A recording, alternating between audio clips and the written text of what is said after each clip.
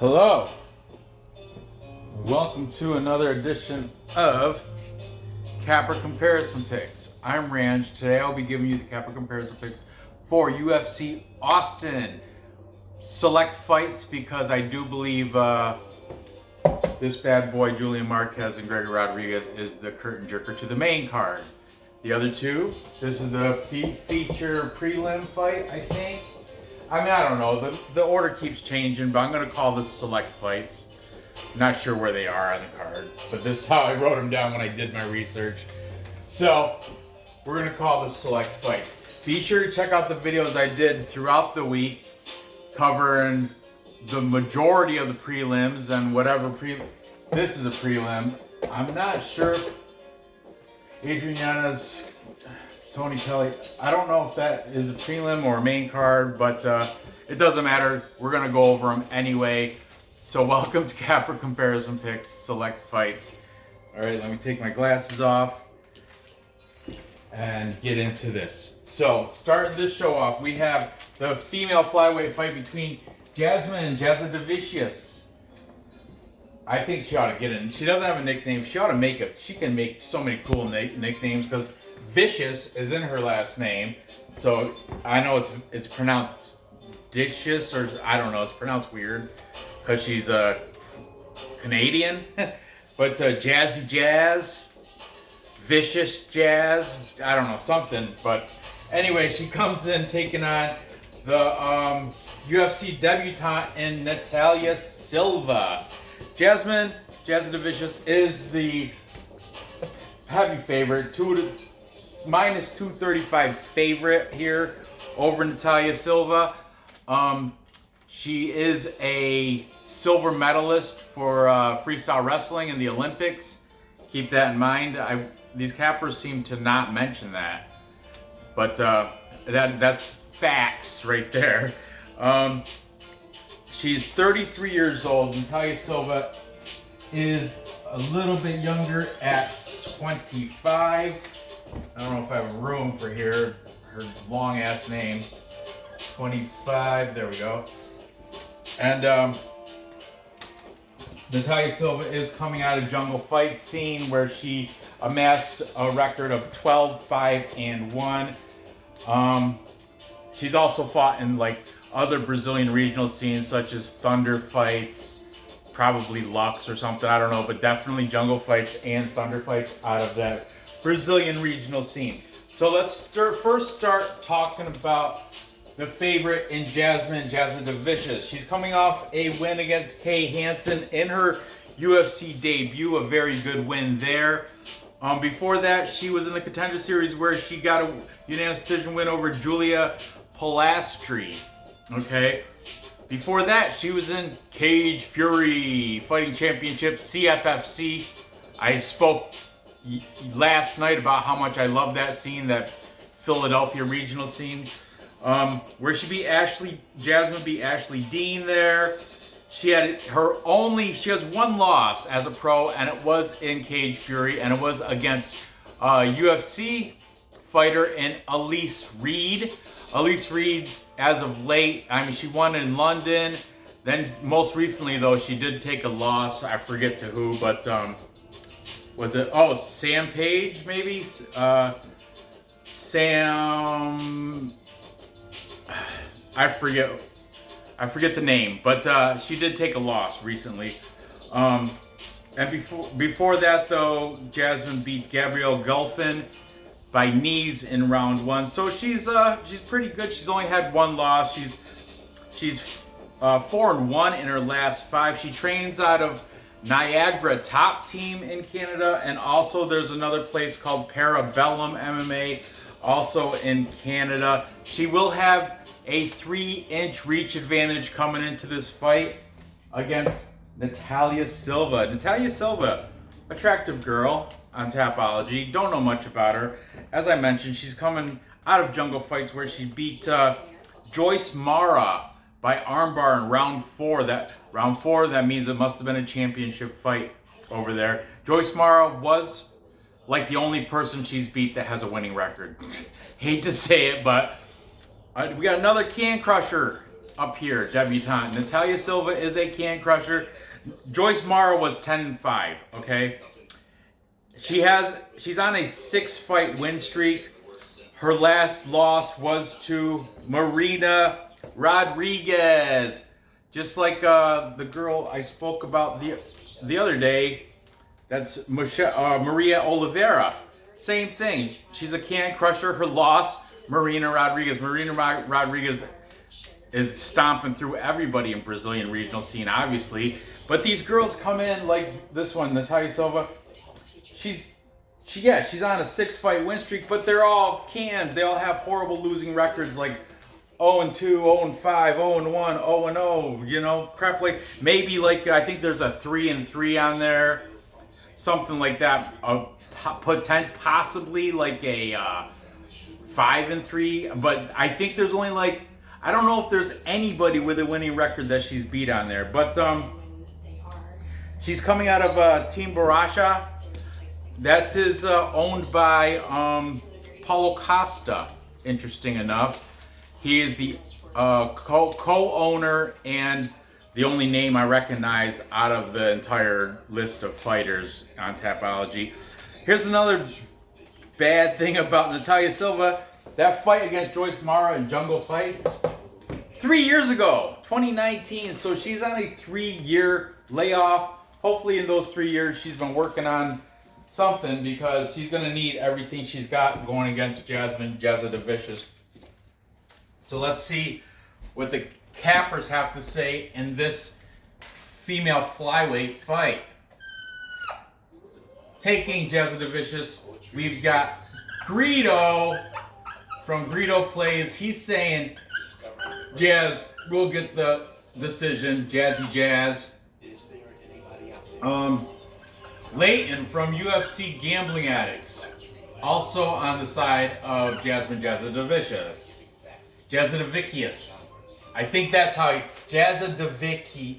That C is not sh, it's k. Jasudavicius. Jasudavicius. But she still should do a play on words to get her nickname like Vicious Jasmine or Jazzy something, Vicious, or just Vicious. But anyway, Artem MMA Analysis, also on the side of Jasmine Jasudavicius. My buddy Ray from the MMA Pick'ems podcast, also saying by decision for Jasudavicius. And the best interviewer on YouTube, James Lynch, also taking Jasmine by decision, making this a full capper consensus, as it should be, because, as I mentioned, Natália Silva, aside from her last win in Jungle Fights, has been beating just cans.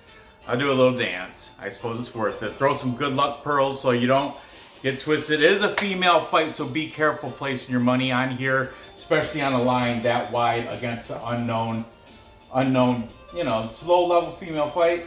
But Jasudavicius should win it here. She does have silver medal in the Olympics for freestyle wrestling, and she's got the reach advantage, so I think striking she should be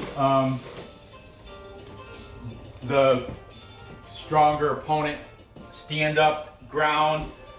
The only I have seen her fade in some fights, so I think the Silva being 25 will probably have a cardio advantage, but I think Jasmine's at least going to take round 1 and 2, and then probably give away round 3. That's what she did in her most recent fight. So I'm going to take Jasmine to win round 1 and 2 and get the decision victory here over Natália Silva. Moving on. Next, this one is going to be a low-key banger. I know all you guys are hating on Tony Kelley because he said something to his girlfriend Angela Lee in the corner in between rounds in her last fight, and said something about dirty Brazilian. That's because she got eye poked. It wasn't dirty like all Brazilians are dirty. It was a stupid comment, misworded. but he is not racist. I checked into his Tapology and where he's training at because not his Tapology. He checked to his Instagram. Tapology does not have any facility listed as Tony Kelley's facility, but he's training with this guy called Zach Savage, who is of a darker skin complexion, and I guess it's called Savage Striking. I think it is in Louisiana. And it shows a picture of him with Andrea Lee, his girl, some Asian girl, seems like there's like 3 girls and 2 dudes, I think, in the picture I saw on Instagram. But one of them was his coach, Zach Savage, and that guy is definitely not Caucasian. He is not a Roman Dolidze. But anyway, Tony Kelley, prime time, is the big underdog here at -230, taking on Adrian Yanez. I'm sorry, Tony Kelley's the underdog at +230. Adrian Yanez, the favorite, heavy favorite, -230. That's laying a lot on this fight but I'm telling you, there's a lot of media coming to play here. A lot of hate on Tony Kelley because he said dirty Brazilian, but he didn't mean it like dirty as in like they don't shower. He meant dirty as they're fighting dirty, like eye gouge, eye pokes. Okay, Adrian Yanez trains out in the Metro Fight Club, training with who's that? Aljamain Sterling, and there was another guy.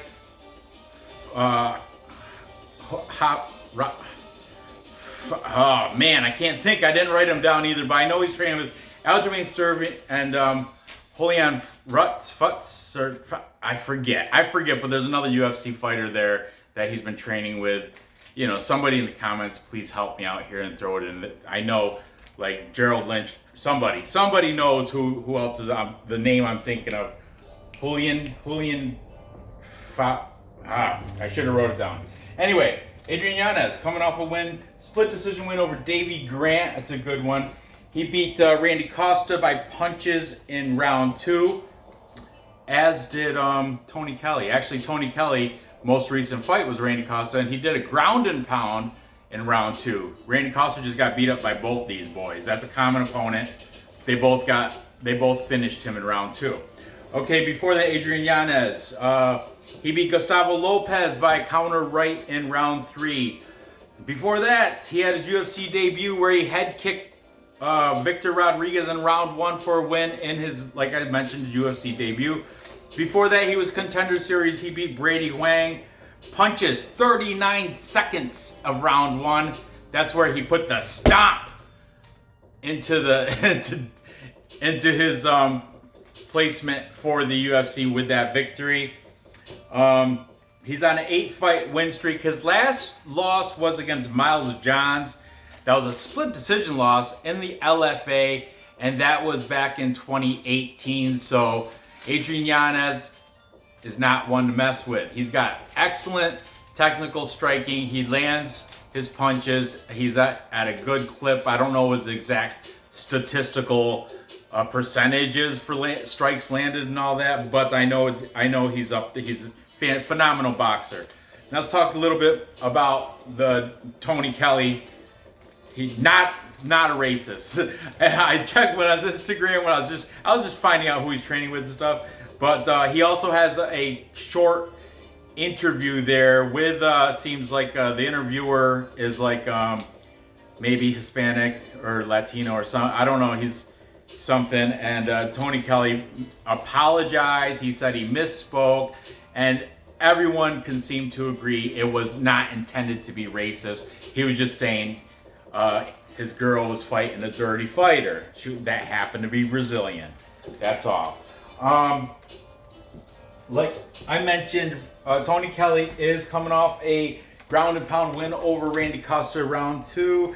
They were just banging each other, and Randy Costa is known to gas out, and that's exactly what happened. He had no cardio, and Tony Kelley, cardio for days it seems like, managed to take him out in round 2. Before that, he beat Ali Alakazi. unanimous decision. His UFC debut, he took a loss, but it was a unanimous decision, and it was against Kai Kamaka III. Kai Kamaka III over in Bellator now, kicking ass. So not a horrible loss in your UFC debut. Prior to that, he was in a whole bunch of like southern regional scenes, like I want to say mostly Louisiana, like Rite of Passage, where he guillotined this guy named Andy Brosset in round 1, good one.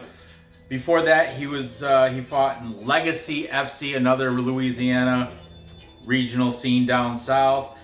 Beat Kevin Aguilar. That name sounds familiar. Actually, he lost. He lost that. That's one of his losses. He's got 2 losses. One to Kai Kamaka and the other one to Kevin Aguilar. I think Kevin Aguilar did get out of that regional scene, and the name is familiar, so I think he might have got promoted up to like maybe Bellator or PFL. I didn't open his Tapology, so I don't know, but the name really sounds familiar, Kevin Aguilar. And that was a split decision loss too that Tony Kelley took. So on paper, Tony Kelley only 2 losses, one to a split decision to Kevin Aguilar, and the other one a unanimous decision in his UFC debut against Kai Kamaka III. He does have a 2-inch height advantage as well over Adrian Yanez, yet they have the same reach. As I mentioned, training with Zach Savage from Savage Striking. Interesting. I do understand the line because Yanez, I think, is better on the feet, but don't count Tony Kelley out. Despite what anybody says, he's only suffered 2 losses, and they were both by decision. And the dude showed he can bang again in that last fight against Randy Costa, where he cost me money because Randy Costa cost me money because I had money placed on him, and I had him in like, I want to say, I don't know, 3 parlays or something, where Tony Kelley, eyes close together. It seems, I don't know, it could be me, but his Tapology picture looks like his eyes are uncomfortably close together, like he doesn't have the right spacing. It's weird.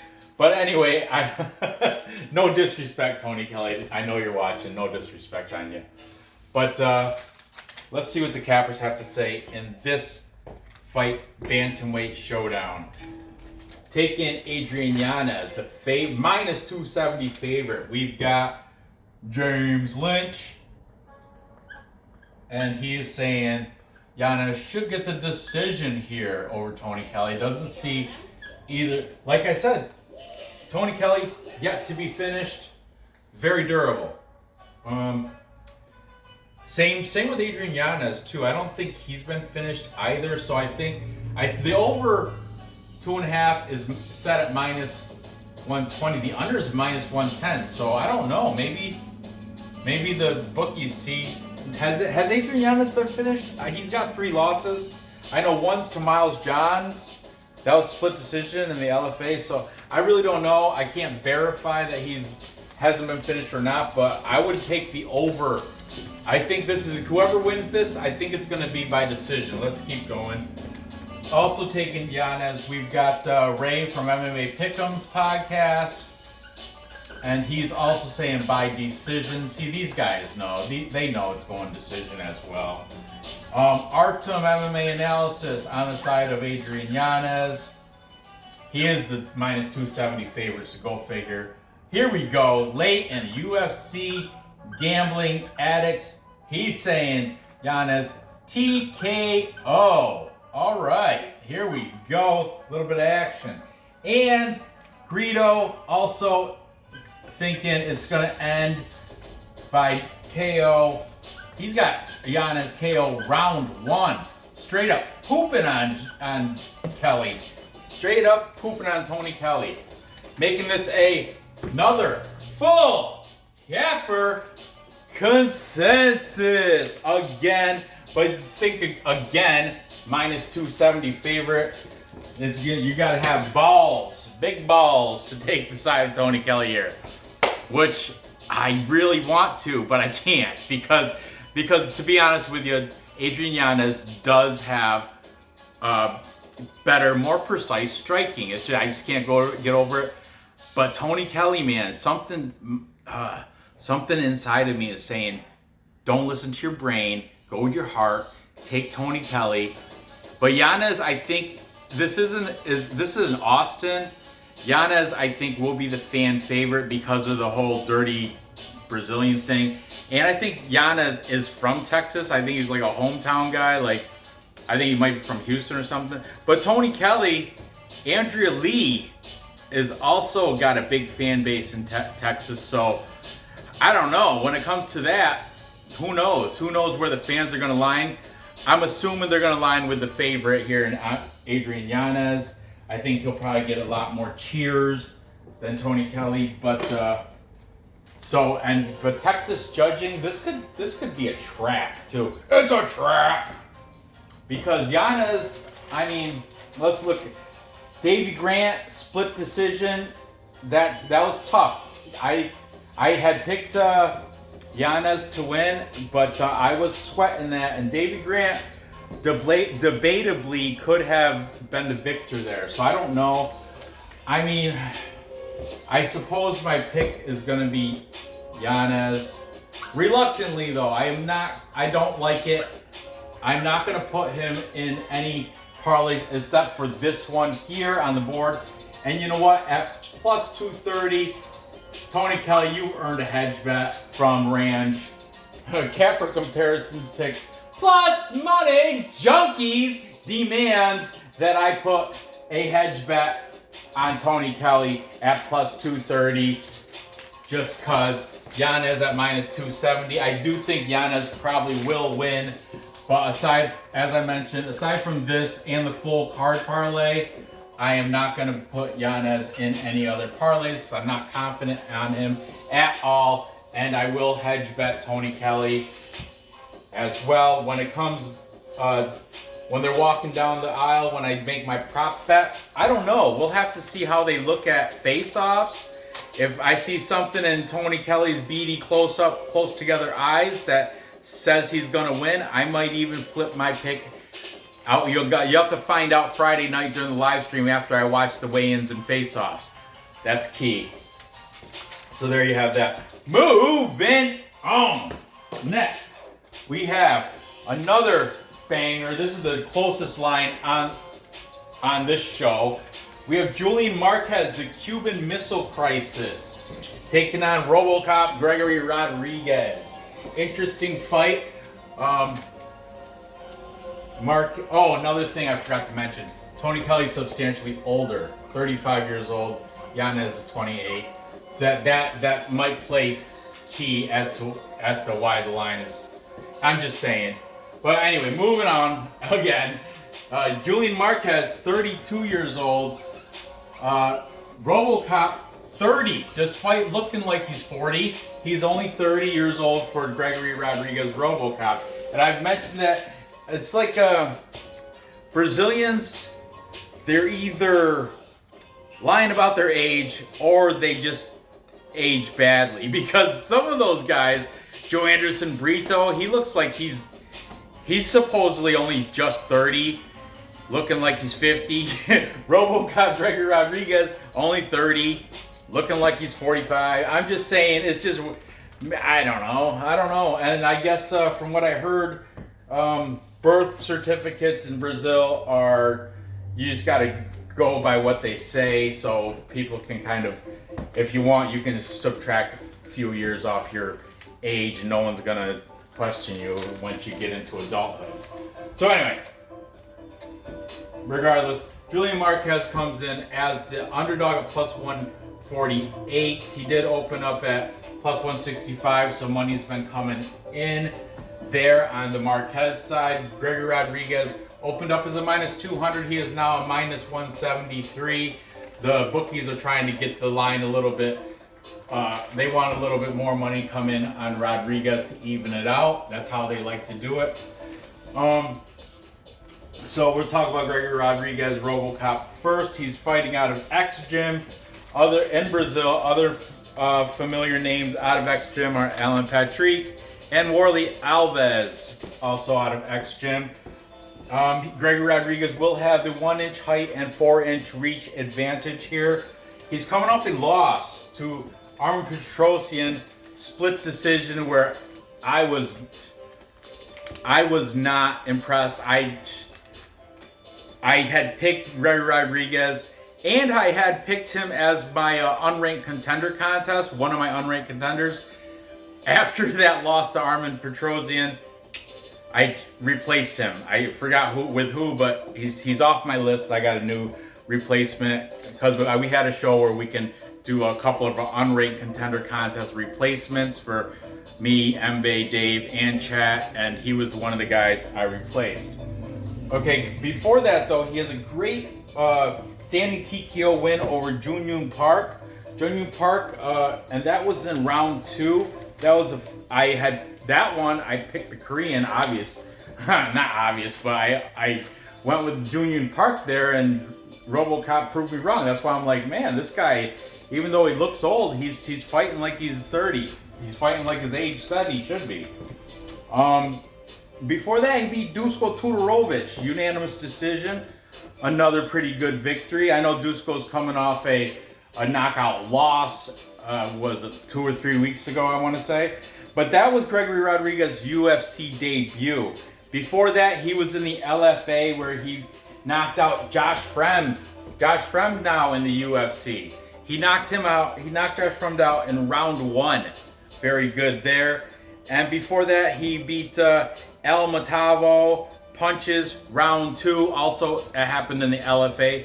So 4-1 in his last 5, and that loss to Armen Petrosyan, that was split decision. So one of the judges actually did go that way for Rodriguez, as did I, but I was biased. I had money on him, and he was my unranked contender pick, but disappointingly, he lost. So his opponent, Julian Marquez. Who did he try to ask out on social media? It's like a singer. Name's right tip of my tongue. I just can't think of it right now. But anyway, Julian Marquez is kind of cringy. Like goes in the face-offs and he does the selfie with his opponent and stuff. It's just cringy. He's coming off a win against Sam Alvey, rear naked choke in round 2. But man, when Sam Alvey hasn't he lost like 8 in a row or something, and he's still in the UFC. Before that, he had a disappointing win over Maki Pitolo, coconut bombs. He beat Maki Pitolo with an anaconda choke in round 3. But up to that point, I think Maki Pitolo was winning that fight on the judges' scorecards. In my opinion, he was. So thankfully, Julian Marquez did get the anaconda choke in round 3 there. Before that, he lost a split decision to Alessio Di Chirico, and that was in the Ultimate Fighter house. Alessio Di Chirico, middling, not great, not horrible, but not great, you know. Julian Marquez, before the Ultimate Fighter house though, he beat Darren Stewart, front choke in round 2, and he has a fantastic win in Dana White's Contender Series. A head kick round 2 over Phil Hawes, who I covered yesterday or the day before because he's going against Duran Win. Phil Hawes, not known to have a great chin. Key in point right there, Julian Marquez. Head kicked him round 2 in Dana White Contender Series. So Julian Marquez, 4-1 in his last 5. A mixed bag. Some of those fighters pretty good, like Phil Hawes is good, Darren Stewart's good. His loss, though, is not sticking well. Alessio Di Chirico, I mean, touch and go. He's kind of... And the Sam Alvey, most recent win, Sam Alvey, come on. He did get the rear naked choke in round 2, but once again, I think up to that point, Sam Alvey might have won round 1, if I remember correctly. I don't know. But let's see what the cappers have to say here in this interesting middleweight fight, starting with the favorite in Gregory Rodriguez. We've got Artem MMA Analysis. Artem is saying it's going to be either Gregory Rodriguez in round 3. He's saying Marquez has gas tank issues. I don't know. I think Gregory Rodriguez has gas tank issues. But he said either Rodriguez round 3 or decision. So either late in the fight, finish, or decision. I'm just going to write Artem on Gregory Rodriguez's side. Then over here we've got Ray from MMA Pick'ems. And Ray is saying knockout for Julian Marquez round 1. That a boy. Round and method, making that extra plus money. Ray is a plus money junkie as well. I know he likes those plus money bets. And then we go back, we've got Greedo, also on the side of Gregory Rodriguez, and he says by decision.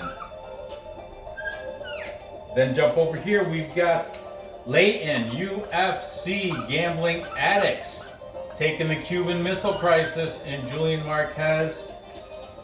It's bugging the shit out of me who he kind of like asked out. Man, it was, she's some,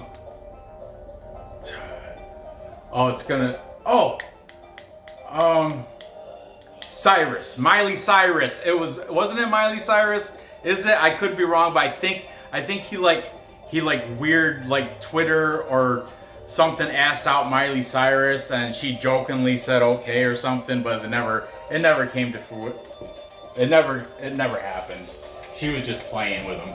But anyway, finally for the tiebreaker, we've got James Lynch, the interviewer extraordinaire, and James Lynch is on the side of RoboCop Gregory Rodriguez to get it done. James Lynch did have an interview, I do believe, with Julian Marquez.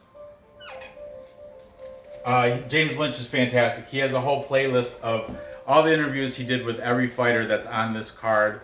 It's a UFC Austin playlist. Check them out. I just watched Tim Mean's interview right before I started doing this show, because I was doing some research and farting around. So anyway, check out James Lynch's interviews. Fantastic, good stuff.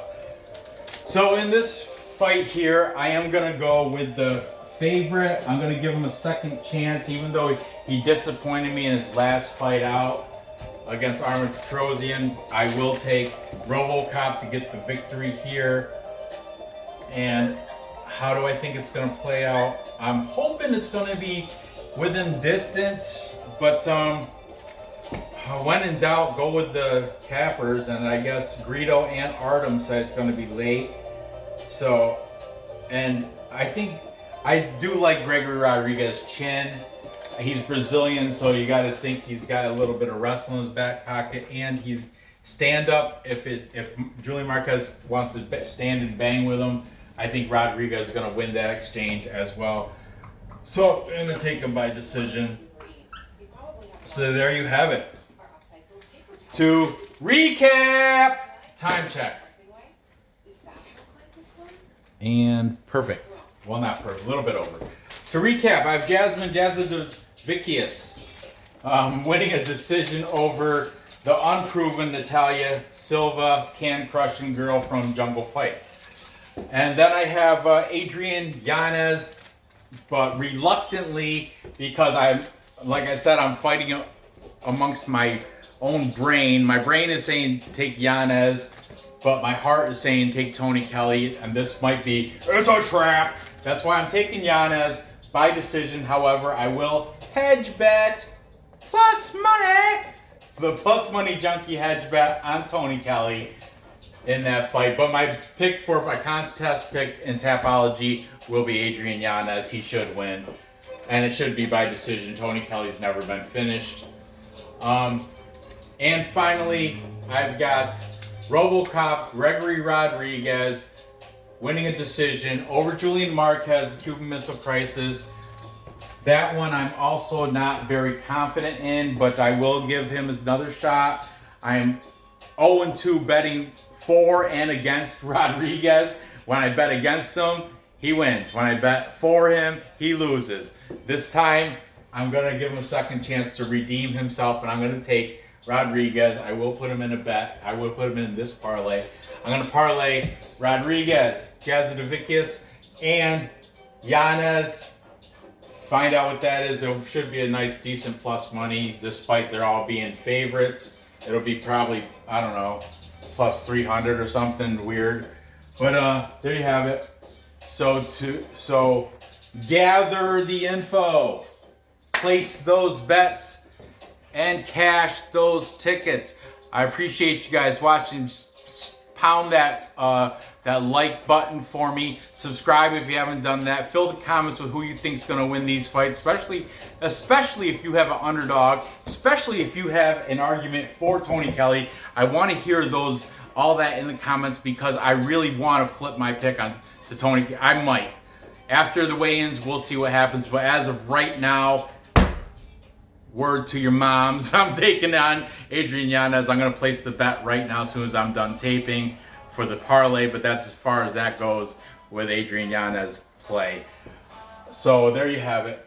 Thanks for watching. Good luck on your bets, and I'll be doing another show probably later tonight, because I missed Tuesday night, so I'm behind one episode, and tomorrow's Friday. So tomorrow's weigh-in day. So tonight I'm gonna do another main card show with a whole new flock of cappers, and I want to watch media day. I want to see the interactions between these a lot of these fighters on the main card. So thanks for watching. Good luck on your bets, and I'll see you guys later. Yeah.